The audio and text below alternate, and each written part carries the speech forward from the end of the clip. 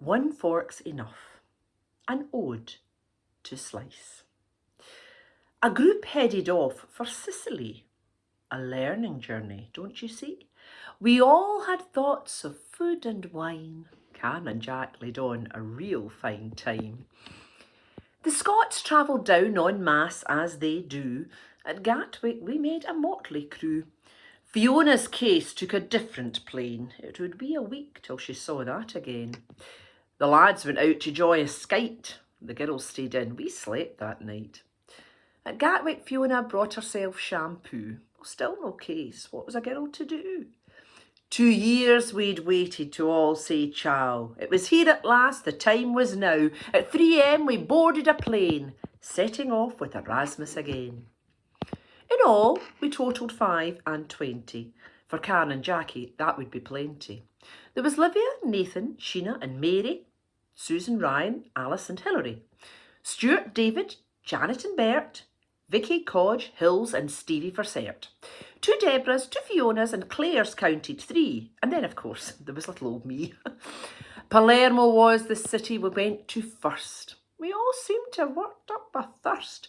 We visited the convent of Santa Caterina, climbed stairs to see the whole arena, finishing off with tasty treats. So, breasts or buttocks, what to eat?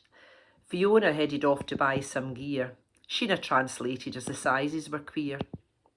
After we sat in steps and felt quite mellow, and we enjoyed an aperitif of limoncello. Loredana joined us for dinner that night. We ate our first aubergines with all our might. Juicy was setting up Livia with Michelle. That was a match that wouldn't do well. We learned that night the forks do count. A 3-forker was really quite an amount.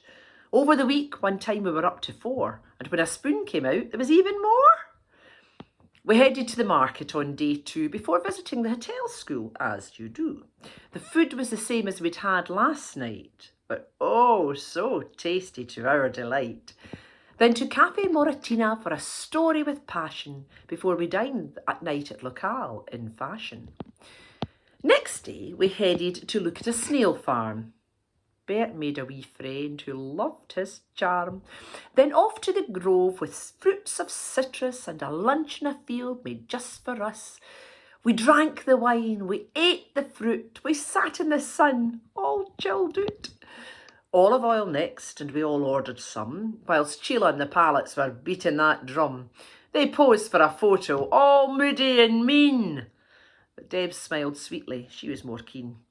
And then to the hills, to abodes unknown. Juicy had arranged traditional homes. Some were lovely and one was yellow. Some unusual, some were hell though. Some had water, not always hot. A wee priest's bed was all I got. We swapped some of the houses about to stay together. We were in with a shout. The breakfast we ate down in the square, sitting together out in fresh air. Stunning views, a picture postcard scene. Sheena found an art trail. But what did that mean? Next day we saw bees and flour at a mill, lunch at Canalotto, red wine to refill. The chef stayed behind to help with the dinner. Their photos showed they were on to a winner, enjoying red wine, black horses and cars before we returned from the village afar. We all sat down to a full 4-forker. 4-forker. As dinners go, it was a corker. More food appeared as we cleared each plate. It was never ending, but always great. Juicy arranged traditional music and dance. We all joined in when given the chance. Then back to the village and off to our beds, because all that drink had gone straight to our heads. We were checking out nuts at the start of day 5, pistachio no less, and then on we did drive to the foothills of Etna, where we ate our lunch, served by some students, a lovely bunch.